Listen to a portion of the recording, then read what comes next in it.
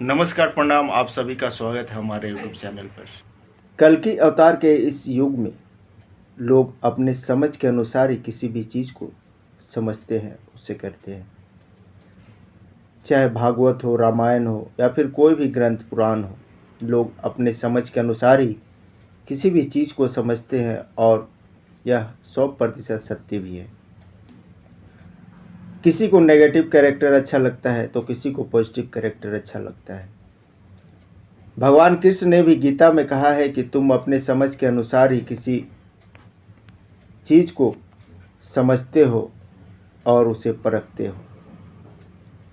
जब आप अपनी या कोई भी जीवात्मा अपनी स्वाभाविक स्थिति को जान जाता है और उसी के अनुसार कर्म करने लगता है तो उसके बाद उस जीवात्मा में सोचने समझने की शक्ति को उजागर कर देता है। सबसे महत्वपूर्ण है माया के जाल से ऊपर उठना, और ये जो समझ जाता है वह परमेश्वर को प्राप्त कर लेता है। जितने भी ग्रंथ हैं इस धरती पर सभी उस समय के अनुसार लिखी गई थी। इसलिए कलयुग में आप अगर सोचेंगे कि मैं धर्म ग्रंथ के लिखी हुई वाणी के अनुसार चलूँगा तो यह आजकल संभव नहीं है। इसलिए मन को कंट्रोल करना अभी अति आवश्यक है। अगर आज के युग में आपने ऐसा कर लिया तो यह मानिए कि आपने दुनिया जीत लिया। अभी छोटी छोटी घटनाओं को भविष्यवाणियों से जोड़कर बहुत ही चालाकी से यह प्रूफ कर दिया जाता है कि लिखी हुई भविष्यवाणी सच साबित हुई। मेल खाना और पूर्ण रूप से वैसा होना, दोनों में काफ़ी अंतर है। कल्कि अवतार के इस युग में सब कुछ पॉसिबल है। आप जो प्राप्त करना चाहते हैं आपको वह मिल सकता है, बशर्ते आपको उसके लिए आपको अधिकार जमाना होगा। अधिकार आपको भगवान ही देंगे। अभी सतयुग और कलयुग का खेल चल रहा है। कई जगहों पर सतयुग शुरू हो चुका है तो कई जगहों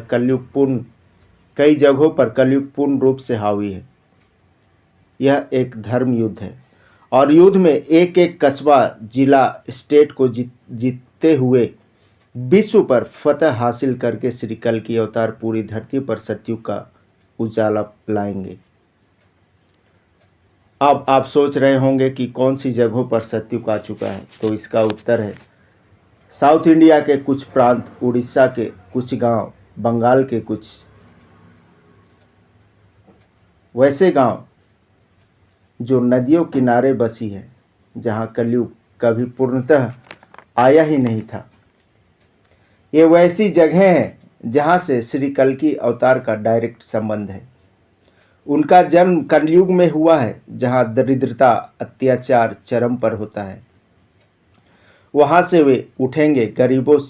गरीबी से उठकर अमीरी तक का सफ़र उन्हें पूरा करना है। पूरा विश्व को उन्हें अपने हाथों में समेटना है। भक्तगण तो विदेशों में भी बसे हैं। पॉजिटिव आत्माएं विदेशों में भी हैं जो श्री कल्कि अवतार की परीक्षा में हैं। जैसे हमारे भारत में 7 चिरंजीवी हैं, और यह सोचना कि जो 7 चिरंजीवी है सिर्फ जो हमारे भारतीय सीमा क्षेत्र है उसी में भ्रमण करते हैं, तो यह हमारी गलत फहमी होगी।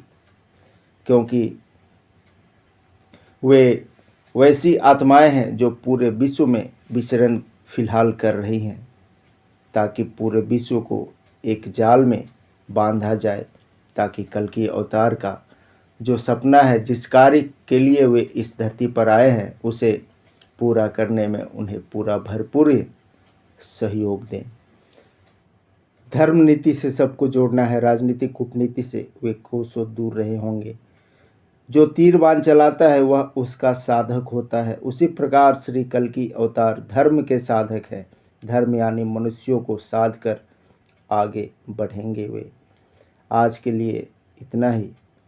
नए व्यूअर्स चैनल को सब्सक्राइब करके वीडियो को ज़्यादा से ज़्यादा शेयर करें। धन्यवाद, प्रणाम।